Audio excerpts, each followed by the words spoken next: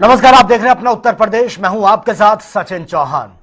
राजधानी लखनऊ में दिव्य गीता प्रेरणा उत्सव का आयोजन यह किया गया, जहां पर मुख्यमंत्री योगी आदित्यनाथ, राष्ट्रीय स्वयंसेवक संघ प्रमुख मोहन भागवत शामिल हुए हैं। इस दौरान सीएम योगी ने कार्यक्रम को संबोधित भी किया और कहा कि जब हम दिव्य गीता प्रेरणा उत्सव की बात करते हैं तो श्रीमद् भागवत गीता के 700 श्लोक, जिन्हें हर भारत का सनातन धर्मावलंबी जीवन का मंत्र मानकर बड़ी पवित्रता आधार भाव के साथ उन्हें आत्मसात करने का प्रयास करता है। दिव्य गीता प्रेरणा महोत्सव की जब हम बात करते हैं तो श्रीमद् भगवत गीता के 700 श्लोक, जिन्हें हर भारत का धर्मावलंबी सनातन धर्मावलंबी जीवन का मंत्र मान करके बड़ी पवित्रता के साथ, बड़े आदर भाव के साथ उन्हें आत्मसात करने का प्रयास करता है, वह हम सबके सामने 18 अध्यायों की 700 श्लोकों की श्रीमद् भगवत गीता हर सनातन धर्मावलंबी के सामने आती हुई और एक नई प्रेरणा देती हुई दिखाई देती है। और जैसा यहां पे पूज्य स्वामी परमात्मानंद गिरि जी महाराज ने कहा था कि धर्म से ही शुरू होता है, अंत में भी उसी मर्म के साथ वह अपना विराम भी लेती है। यानी शुरुआत और अंत को भी जोड़ें तो अपने आप में धर्म मानती है। श्रीमद् भगवत गीता धर्म की वास्तविक प्रेरणा है और भारत के मनीषा ने धर्म को कर्तव्य के साथ जोड़ करके देखा है। हमने धर्म को उपासना विधि मात्र नहीं माना है। उपासना विधि उसका एक हिस्सा है, एक छोटा सा भाग है। वह हर व्यक्ति अपने अनुसार, अपनी आस्था के अनुरूप, अपने पंथ, अपने संप्रदाय, अपने उपासना विधि के अनुरूप अपने आप को, अपनी आस्था को तय कर लेता है। लेकिन मुख्य रूप से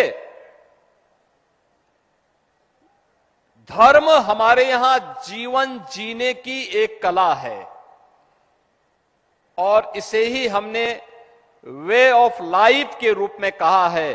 और वे ऑफ लाइफ यही है श्रीमद् भगवत गीता, जो भगवान की दिव्य वाणी है, जिसके महोत्सव के साथ आज हम सबको जुड़ने का अवसर प्राप्त हो रहा है। याद करिए, जब पहला श्लोक आता है, धर्म क्षेत्रे कुरुक्षेत्रे समवेता युत्सव, यानी धर्म क्षेत्र से ही शुरू होता। धर्म क्षेत्र दुनिया के अंदर कहीं नहीं होता होगा जहां युद्ध का मैदान धर्म क्षेत्र के रूप में जाना जा रहा हो, लेकिन हमारे यहां हर कर्तव्य को हमने पवित्र भाव के साथ माना है। अच्छा करेंगे पुण्य के भागीदार बनेंगे, गलत करेंगे पाप का भागीदार बनेंगे। और यह मान करके जब हर सनातन धर्मावलंबी चलता है तो वह अच्छा करने का प्रयास करता है। भारत ने विश्व मानवता को जो संदेश दिया है प्राचीन काल से ही, उसका वह संदेश भी वही है। अब याद करिए ना, हमने कभी नहीं कहा कि मैं जो कह रहा हूं यही सब कुछ है। हमने कभी ये नहीं कहा कि हमारी उपासना विधि ही सर्वश्रेष्ठ है। हमने सब कुछ होते हुए भी कभी भी अपनी श्रेष्ठता का डंका नहीं पीटा। जो आया उसको शरण दिया, जिसके ऊपर विपत्ति आई उसके साथ खड़े हो गए। जिसके सामने कोई चुनौती आई, उसकी चुनौती का सामना करने के लिए सनातन धर्मावलंबी उसके साथ सहयोग के लिए खड़ा हो गया। अन्याय नहीं होना चाहिए, जियो और जीने दो की प्रेरणा अगर किसी ने दी है तो अब भारत की भूमि ने दी है। अयम निज परोवेति गणना लघु चेत साम उदार चरितानाम, तो सुधैव कुटुंबकम की प्रेरणा भारत की धरती ने दिया है, दुनिया ने नहीं दिया है, ये भारत की ही धरती देगी। और इसलिए धर्म क्षेत्र को भी हमने, धर्म क्षेत्र अपनी पूरी भारत की धरती को हमने धर्म क्षेत्र माना, तो इसलिए युद्ध का मैदान भी हमारे लिए धर्म क्षेत्र है, कर्तव्यों से जुड़ा हुआ क्षेत्र है, क्योंकि वह धर्म क्षेत्र में जो युद्ध भी लड़ा जा रहा है वह कर्तव्यों के लिए लड़ा जा रहा है। और वे रामपुर पहुंचे डिप्टी सीएम केशव प्रसाद मौर्य ने एक बार फिर से सपा, कांग्रेस और विपक्ष पर जमकर निशाना साधा है। उन्होंने कहा जो लोग बाबर की बात करते हैं वो भारत विरोधी हैं और जिन्हें बाबर से प्रेम है वो बुखारा चले जाएं। इसी के साथ ही डिप्टी सीएम ने यह भी दावा कर दिया कि 2026 में बीजेपी पश्चिम बंगाल में जंगल राज समाप्त करके सरकार बनाई जा रही है और फिर यूपी में 2017 जैसी ऐतिहासिक जीत दोहराते हुए 300 से अधिक सीटें हासिल भी करेगी। के बयान देते हैं, मैं उनको कहना चाहता हूं, उनको बाबर से बहुत प्रेम है तो बुखारा चले जाएं। अब बाबर के नाम की निशानी भारत से मिट चुकी है, रामलला का भव्य मंदिर बन चुका है और 25 नवंबर को देश के माननीय प्रधानमंत्री जिनके नेतृत्व में सरकार बनने के बाद 500 साल से जो इंतजार कर रहे थे राम भक्त, वो मंदिर बन गया और वहां धर्म ध्वजा फहराने जा रही। अब बाबर के नाम की अगर कोई बात करेगा तो इसका मतलब वो भारत विरोधी है। उत्तर प्रदेश में एसआईआर प्रक्रिया को लेकर सपा सुप्रीमो अखिलेश यादव लगातार बीजेपी और चुनाव आयोग पर सवाल खड़े कर रहे हैं। एक बार फिर से उन्होंने यह दावा कर दिया कि 2024 की हार को जीत में बदलने के लिए बिहार मॉडल पर एसआईआर लागू ये किया जा रहा है और वहीं विपक्ष के वोट काटने की कोशिश भी लगातार जारी है। इधर जो तिथियां हैं वो ऐसी हैं कि शादियां बड़े पैमाने पर हैं। कई बार जो आंकड़े आते हैं वो आंकड़े आ रहे हैं, लाखों शादियां हैं इस बार इस वाले सीजन में, और उसी समय चुनाव आयोग एसआईआर करा रहा है, वोटर लिस्ट नहीं बना रहा है। रिवीजन न बोलें उसको, अगर रिवीजन बोलेंगे तो बात अधूरी हो जाएगी। ये मान के चलिए कि वोटर लिस्ट नहीं बन रही है और नई इसलिए बना रहे हैं कि 2024 में लोग हार गए। यूपी 2024 की हार को जीत में बदलने के लिए जो मॉडल बिहार में अपनाया कि जीती हुई सीटें जो विपक्षी हैं उनके वोट ज्यादा कटवा दो। मैं आज आपसे कह रहा हूं जब फाइनल लिस्ट निकलेगी तब आप देख लेना ये बात। जहां जहां समाजवादी पार्टी जीती है वहां पर 50,000 वोट कम करने जा रहे हैं लोग। जहां समाजवादी पार्टी जीती है जिन विधानसभाओं को उनमें 50,000 वोट कम करने जा रहे हैं। ये यूपी की स्थिति है, ऐसे ही वो बंगाल में करने जा रहे हैं। वहां तो आदरणीय ममता बनर्जी जी की सरकार है, वो अपनी सरकार के माध्यम से रोक लेंगी और लड़ रही हैं। यहाँ सरकार हमारी नहीं है। आज एक एसडीएम जो यहाँ के थे उसकी रिकॉर्डिंग सुनाई हम लोगों ने, क्योंकि जो अगर चीजें नहीं करोगे पूरी, जो मानक हैं, जो नियम हैं, जो चुनाव आयोग ने व्यवस्था तय की है, अगर उसके तहत काम नहीं होगा तो आपका फॉर्म रिजेक्ट हो जाएगा, आपका वोटर लिस्ट में वोट ही नहीं आएगा। तो जब एसडीएम अधिकारी सब ये मान रहे हैं कि बिना तैयारी के एसआईआर हो रहा है, इनकी कोई तैयारी नहीं हुई।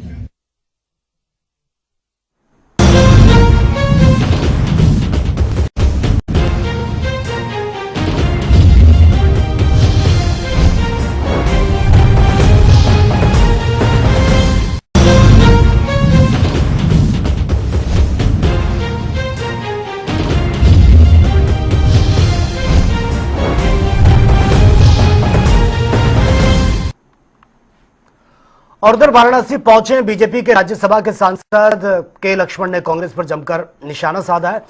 उन्होंने कहा कि कांग्रेस की हालत क्षेत्रीय दलों से भी बद से बदतर हो गई है। जहां जहां पर कांग्रेस की सरकार है वहां पर भ्रष्टाचार बहुत तेजी से बढ़ा है, लोग परेशान हैं।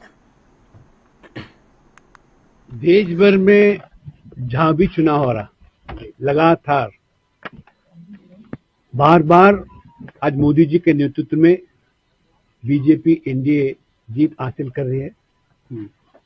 आज हरियाणा हो, दिल्ली हो और महाराष्ट्र, छत्तीसगढ़, ओडिशा और बिहार में भी कोई मुद्दा राहुल गांधी के पास है ही नहीं, क्योंकि 11 साल के अंदर मोदी जी ने विकास, विरासत और गरीब कल्याण योजना अंतिम व्यक्ति तक जो पहुंचाया जा रहा बैंक के माध्यम से, कोई दलाली व्यवस्था नहीं। आपके शासन में किस तरह भ्रष्टाचार था, राजीव गांधी खुद बताया। दिल्ली से गरीब किड के लिए हम 100 रुपए अगर भेजा जाए तो 85 रुपए दलाली खाता था, 15 रुपए गरीब को पहुंचता था। इतना अंतर है। इसलिए आपके पास कोई मुद्दा नहीं। बार बार जब बीजेपी जीत रही तो कभी ईवीएम के ऊपर टिप्पणी करते, कभी वोट चोर का मुद्दा निकालते, और इस तरह राहुल गांधी को लोग हल्के में ले रहे हैं। आज विपक्ष का नेता के नाते आज किस मुद्दे को लेकर लोगों को जाति के नाम पर मत। कैबिनेट मंत्री ओम प्रकाश राजभर ने समाजवादी पार्टी के पीडीए पर जमकर तंज कसा। उन्होंने कहा कि पीडीए में पी का मतलब परिवारवाद है, डी का मतलब है टिम्पल और ए का मतलब है अखिलेश यादव, और पीडीए केवल परिवार डेवलपमेंट अथॉरिटी है। उन्होंने ये भी कहा कि पीडीए से कभी भी सरकार नहीं बनेगी, सरकार जनता जनार्दन से ही बनती है। और आपको ये भी बता दें कि ओपी राजभर संत कबीर नगर वो पहुंचे हुए थे, जहां पर वे पार्टी कार्यकर्ता झिनकाए राजभर की पत्नी के स्वर्गवास होने की उनकी 13वीं कार्यक्रम जो था वहां पर पहुंचे थे और श्रद्धांजलि भी अर्पित की है। पीडीए है क्या? पीडीए सही, पहले तो वो पीडीए की परिभाषा तो बता दें। जो अभी तक उन्होंने पीडीए पाठशाला खोला था उसमें तो यही न पढ़ाया कि ऐसे अखिलेश, डी से डिम्पल, पी से परिवार। वो परिवार डेवलपमेंट अथॉरिटी सरकार बनाएगी, वो पीडीए से सरकार नहीं बननी है।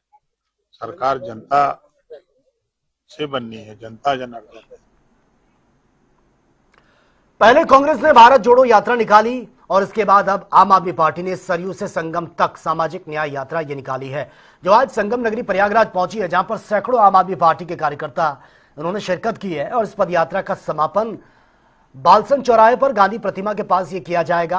वहां पर यह समापन हो चुका है। इस दौरान संजय सिंह ने शिक्षा और बेरोजगारी समेत कई मुद्दों पर सरकार को जमकर घेरा। कहा कि जो यूनिवर्सिटी ऑक्सफोर्ड कहलाती थी, आज वहां पर पेपर लीक का मामला ये चर्चा में बना हुआ है। तारीख से सरयू तट से यात्रा निकली है, ये पदयात्रा, और हमारा 2 सवाल है, रोजगार दो, सामाजिक न्याय दो। जब हम रोजगार की बात करते हैं तो आज जहां मैं खड़ा हूं इस वक्त प्रयागराज में, ये किसी जमाने में पूरब का ऑक्सफोर्ड कहा जाता था, और आज यहाँ पर क्या हो रहा है? पेपर लीक से नौजवान परेशान है। सिपाही का पेपर लीक, दरोगा का पेपर लीक, पीसीएसजे का पेपर लीक, एसएससी का पेपर लीक, तो हर एक चीज का पेपर लीक हो जा रहा है।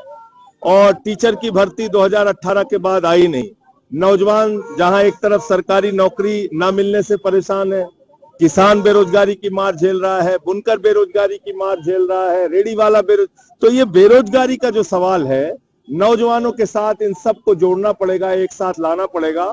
और ये कोशिश जो यात्रा के जरिए हमने किया, तो मुझे लगता है कि ये एक कामयाब कोशिश है। और आज इतना बड़ा जन समर्थन जो प्रयागराज की धरती पर छात्रों और युवाओं ने इस पदयात्रा को दिया है, मैं उन सब। योगी सरकार में वित्त मंत्री सुरेश खन्ना आज शाहजहांपुर पहुंचे हैं, जहां वो मुख्यमंत्री सामूहिक विवाह समारोह में एक पिता की भूमिका में नजर आए हैं और सभी 199 नवविवाहित जोड़ों को आशीर्वाद दिया है। 154 जोड़े हिंदू समाज और 45 जोड़े मुस्लिम समाज में इसमें शामिल रहे हैं, जहां पर वित्त मंत्री ने सभी को उज्जवल भविष्य की कामना की है। आज 199 जोड़ों को दाम्पत्य सूत्र बंधन में बांधा गया है और मुख्यमंत्री सामूहिक विवाह योजना ये सबसे ज्यादा पॉपुलर स्कीम है परिवारों के लिए। आज मैं समझता हूं कि जितनी कन्याओं का आज विवाह हुआ, उनके परिवार वालों को कितनी खुशी होगी, क्योंकि हमारे समाज में जो व्यवस्था पहले थी कि लड़की पैदा हो तो मुंह लटका लो, अब आजकल मुख्यमंत्री योगी आदित्यनाथ जी के नेतृत्व में जो सरकार चल रही है, तो मुख्यमंत्री कन्या सुमंगला योजना, इसमें 25,000 रुपया 6 चरणों में पढ़ाई के लिए दिए जा रहे हैं।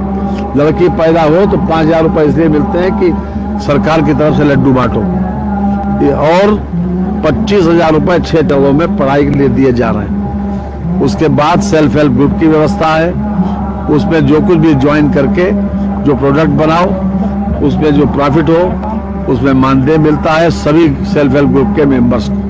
और उसके बाद जब शादी का नंबर आए तो 1 लाख रुपया मुख्यमंत्री सामूहिक विवाह योजना में शादी के लिए दिया जा रहा है, जिसमें से 60,000 रुपया लड़की के नाम एफडी बंद के दिया जा रहा है और 25,000 रुपए का जो आवश्यक सामान होता है शादी का वो भी दिया जा रहा है।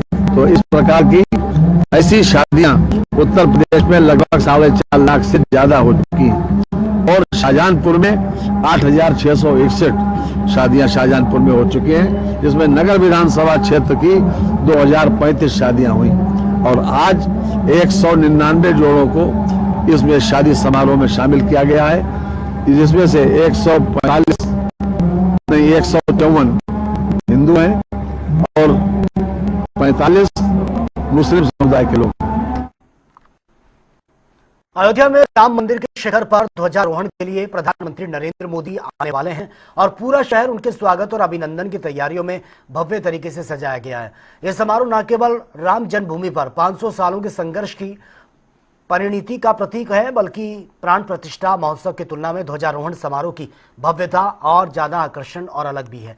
इसे देखकर श्रद्धालुओं में गहरी श्रद्धा उत्साह का अनुभव भी प्राप्त होने वाला है। फूलों की सजावट और विशेष रोशनी से जगमग अयोध्या देखने लायक ये होगी। हमारे संवाददाता बीएस लाठी की एक बार ये रिपोर्ट देख लेते हैं। धर्म ध्वजा के कार्यक्रम को लेकर कुछ ही समय और कुछ ही घंटे बचे हैं। आपको मैं दिखाऊंगा कि यहाँ से जो एक्सक्लूसिव तस्वीर है आप जनता टीवी पे देखेंगे कि जो ध्वजा है और जो पताका है जिसको प्रधानमंत्री आएंगे और उसका इनॉग्रेशन करेंगे और देश के लोग उस पल के साक्षी बनेंगे, वो समय आ गया है। और यहाँ राम मंदिर में आप देख रहे हैं कि जिस तरह से तैयारियां जोरों शोरों पे चल रही हैं, रंगाई पुताई से लेकर तमाम चीज़ें व्यवस्थित की जा रही है। 24 तारीख से दर्शन बंद कर दिए जाएंगे, कल से दर्शन बंद कर दिए जाएंगे। सुरक्षा व्यवस्था का जो व्यापक इंतजाम किए गए हैं और मैं अब दिखाऊंगा कि ये अब मैं अपने सहयोगियों से कहूँगा, अपने साथी से कहूँगा कि जिस तरह से ये भीड़ है और भीड़ में किस तरह से लोग दर्शनार्थी हैं, दर्शन करने जाते हैं और कितनी कैपेसिटी है बैठने को लेकर। लगभग 7,500 लोगों को निमंत्रण कार्ड दिया गया है जो उस पल के साक्षी बनेंगे। ये सब सारी व्यवस्थाएं की जा चुकी है, बस इंतजार है बस कुछ घंटों का, जिसमें देश के प्रधानमंत्री नरेंद्र मोदी आएंगे और इस धर्म ध्वजा का इनॉग्रेशन करेंगे। तो इन सब को लेकर हर एक चीज़ से, चाहे अनुष्ठान जो चल रहा है राम मंदिर के अंदर जो अनुष्ठान चल रहा है उसका आज तीसरा दिन है और जो यजमान हैं चारों पीठ के जो शंकराचार्य हैं उनसे लेकर तो तमाम जो बड़े बड़े हस्तियाँ हैं वो 24 तारीख को शाम पहुंचना शुरू हो जाएंगी। अगर यही बात की जाए तो सुरक्षा व्यवस्था को लेकर तो राम मंदिर के अंदर पैरामिलिट्री फोर्स से लेकर एटीएस कमांडो एनएसजी से लेकर जो एसपीजी है वो डेरा डाल चुकी है और यहाँ पूरी तैयारियाँ जोर शोर से चल रही हैं। और अंदर का जो नज़ारा है, जिस तरह से श्रद्धालु को ख्याल रखा जा रहा है, कोई दिक्कत ना हो, इन सब को लेकर विस्तृत रूपरेखा तय की गई है। बस कुछ ही समय और कुछ ही घंटे बचे हैं। देश के प्रधानमंत्री नरेंद्र मोदी अयोध्या आएंगे और वहां से सीधा हनुमानगढ़ी पहुंचकर राम मंदिर में माथा टेककर और हाजिरी लगाएंगे। उसके बाद पूरा कार्यक्रम शुरू होगा। वीडियो पर्सन कृष्णा के साथ बीएस लाठी, जनता टीवी, अयोध्या। भारत में जाति भेद समाप्त करने और सामाजिक एकता का संदेश देने वाले अंतर्राष्ट्रीय योग गुरु स्वामी दीपांकर ने अपनी ऐतिहासिक भिक्षा यात्रा के 3 साल पूरे होने पर एक प्रेस कॉन्फ्रेंस की है। उन्होंने दिल्ली ब्लास्ट को लेकर बयान भी दिया और कहा कि ब्लास्ट करने वाले सफेद कोट वालों ने अपने ही समाज को दुश्मन सबसे बड़ा नुकसान उन्होंने पहुंचाया है और अभी तक कोई भी व्यक्ति डॉक्टर के पास धर्म देखकर नहीं जाता था, लेकिन अब मेरे जैसा व्यक्ति भी इलाज कराने अगर जाए तो इस समय सब लोग देखकर ही इलाज अपने करवाएंगे, क्योंकि उन्होंने ये भी कहा कि अल-फलाह यूनिवर्सिटी की गहराई से जांच होनी चाहिए, वहां से डॉक्टर और इंजीनियर निकलने चाहिए, आतंकवादी नहीं। डॉक्टर के पास जाते हुए हम लोगों को ये नहीं देखना पड़ता था कि कौन है। अब इस विचार में आपका शत्रुबोध बढ़ा दिया। इस विचार ने आपको सोचने पर विवश कर दिया कि अब डॉक्टर से पहले पूछना पड़ेगा। मैं समझता हूं कि इससे बड़ा सेटबैक, इससे बड़ा नुकसान अपने मजहब का, इससे बड़ा नुकसान ये नहीं कर सकते जो इन्होंने किया। मैं अपने लिए कह सकता हूं कि कम से कम मैं कहीं जाऊंगा तो मैं जरूर विचार करूंगा। और समाज में दहेज के दारों ने एक बार फिर से जान ले ली है। दरअसल पूरा मामला बदायूं के फकीरबाद गांव का है, जहां पर मृतका के पिता ने यह भी आरोप लगा दिया कि दहेज की मांग को लेकर अक्सर उनकी बेटी को प्रताड़ित किया जाता था और अब गला दबाकर उसकी हत्या कर दी गई है। वहीं मृतका का शव घर से 200 मीटर की दूरी पर बरामद हुआ है। वहीं ससुराल वाले ताला लगाकर घर से फरार हैं। फिलहाल पुलिस इस मामले की गहनता से जांच पड़ताल कर रही है। बेटी को गला दबा के मार दिया दहेज के कारण। पर रुपए मांगते थे नगद। लड़का जुआ खेलता था, दारू पीता था। कुछ पैसे हम दे भी चुके थे इन्हें। अब इन्हें कल मार के घर से 200 मीटर दूर एक प्लाट में गेट पर डाल दिया और सब लोग घर में ताला लगा के भाग गए, जिसमें इन्हें मारी थी। फिर हम लोग वहाँ पहुँचे, गाँव वालों से सूचना मिली, तब हमने वहाँ पे देखा। हम लोग उसे पंचनामा भरवा के उठवा के लाए हैं। ये लोग कोई आज तक दिखाई नहीं दिए। बदायूं के विलसी थाना क्षेत्र के फकीराबाद गांव में एक महिला की गला दबाकर हत्या कर देने का मामला सामने आया है। वहीं मृतका के पिता का आरोप है कि हमारी बेटी की गला दबाकर हत्या की गई है। सूचना के बाद पुलिस मौके पर पहुंच गई और पुलिस ने शव को कब्जे में लेकर शव पोस्टमार्टम के लिए भेज दिया है। आपको बता दें, मृतका के पिता का कहना है कि हमने अपनी बेटी की शादी हिंदी रीति रिवाज के अनुसार विलसी थाना क्षेत्र के फकीराबाद गाँव में की थी। लगभग शादी को 1 साल हो गया था, तभी से दहेज के लिए उसे प्रताड़ित कर रहे थे। फिलहाल जो है पुलिस सूचना पर पहुंची है। पुलिस ने सबको कब्जे में लेकर सब पोस्टमार्टम के लिए भेज दिया है और पुलिस जो है पोस्टमार्टम रिपोर्ट का इंतजार कर रही है। वहीं पुलिस का इस पूरे मामले पर कहना है कि पोस्टमार्टम कराया जा रहा है और पोस्टमार्टम रिपोर्ट में जो भी तथ्य सामने निकल के आएंगे, आगे की कार्रवाई की जाएगी। फिलहाल मृतका की मौत के बाद परिवार में कोहराम मचा हुआ है। फिलहाल पुलिस जो है अब पोस्टमार्टम रिपोर्ट का इंतजार कर रही है। अवधेश मिश्रा, जनता टीवी, बदायूं।